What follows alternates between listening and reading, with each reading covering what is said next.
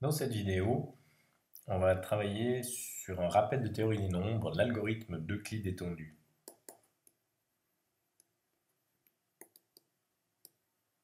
Le but ici est de présenter la technique de calcul, sans plus.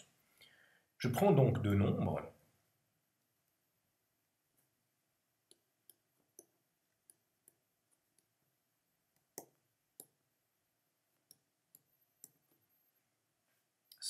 entiers, positifs, par exemple 164 et 72. Et je vais chercher en fait les nombres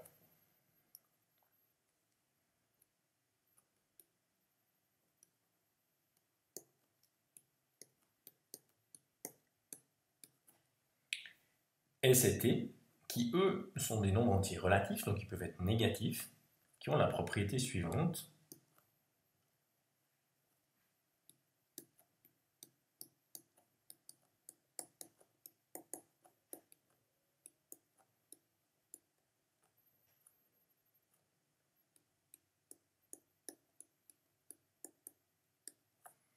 Et je cherche implicitement un troisième nombre parce que la propriété qu'on aimerait en fait mettre en évidence, c'est l'existence de S et T, mais liée en fait au calcul du plus grand diviseur commun de 164 et 72. Alors l'algorithme d'Euclide permet de trouver le PGCD et l'algorithme d'Euclide étendu permet de trouver à la fois le PGCD, le nombre S et le nombre T. Comment concrètement on fait pour résoudre ce problème? Eh bien, on va commencer par écrire deux égalités qui sont toujours vérifiées.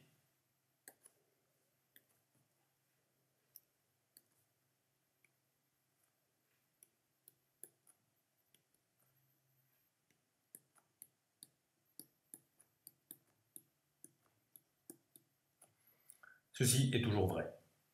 C'est même assez stupide. Et je fais de même avec 72.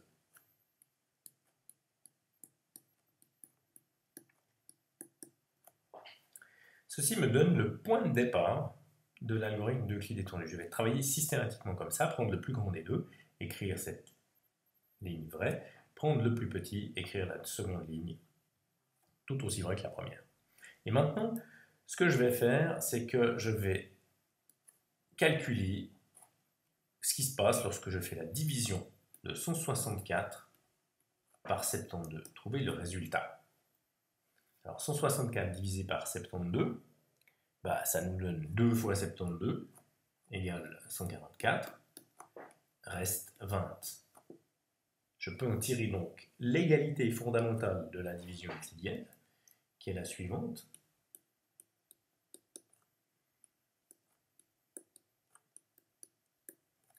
Et puis, je vais réaliser en fait ce que j'obtiens ici. Je vais l'utiliser pour obtenir une troisième égalité. Donc je vais faire 164 moins 2 fois 72. Je fais la ligne ici. La ligne 3 va être composée à partir des lignes 1 et ligne 2. Donc je fais la ligne 1 moins 2 fois la ligne 2 à cause du fait que ici j'ai ce 2 qui vient là. Et l'idée est d'obtenir en fait le reste, c'est-à-dire 20 égale 1 fois 64 moins 0 fois 64, c'est toujours 1 fois 64. Et puis 0 fois 72 moins 1 fois 72, mais c'est moins 1 fois 72.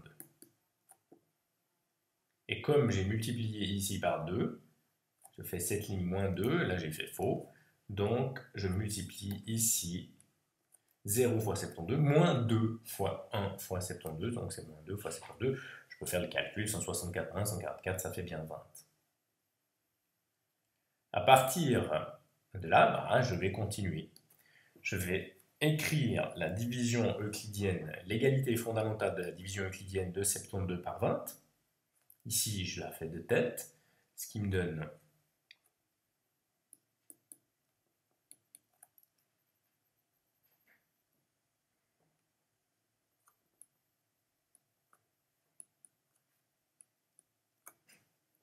Et je réécris la ligne ici.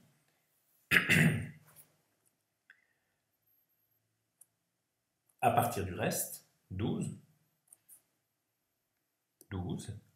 est égal à quoi? Donc là, j'ai 72 moins 3 fois 20 qui me donne 12. 0 fois 164 moins 3 fois 1 fois 164, ça me donne moins 3 fois 164. Plus ici 1 fois 3 moins 3 fois ça. 1 moins 3 fois moins 2, ça fait 1 plus 6. Ça fait donc 7. 7 fois 72.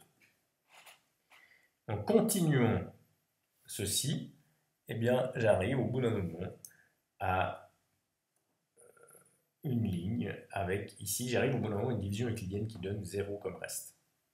À ce moment-là, ça signifie que la dernière ligne que j'ai écrite ici est le résultat cherché.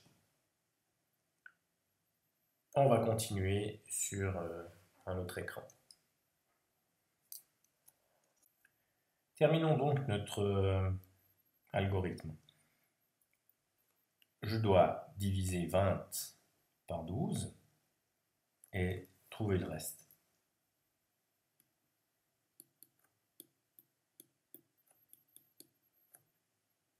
C'est le reste qui m'intéresse. Je l'écris ici, 8, 20 moins 12.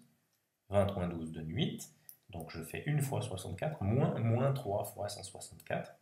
164, pas 64. Ce qui me donne ici 4 fois 164. Moins 2 fois 72, moins 7 fois 72, ça donne moins 9 fois 72. Et ensuite, j'ai terminé pour cette ligne. Je dois donc reprendre la division euclidienne de 12 par 8 cette fois-ci. 12 égale 1 fois 8 plus 4. Et je vais de nouveau faire une différence. Ici, je fais 12 moins 1 fois 8, vu que le résultat de la division, c'est 1. Ce qui me donne ici 12 moins 1 fois 8, 4, est égal à moins 3 moins 4, moins 7, plus 7 moins 9, ça me fait 16, plus 16 fois 72. Je reprends maintenant la division de 8 par 4.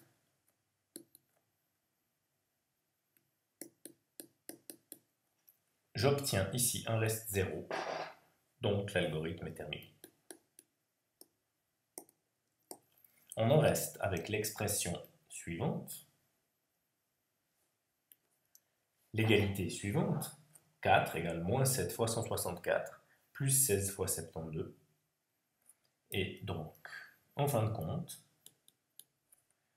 S égale moins 7, T égale 16, et le PGCD des deux nombres de départ me donne 4. Grâce à cet algorithme, je trouve les deux coefficients et le PGCD.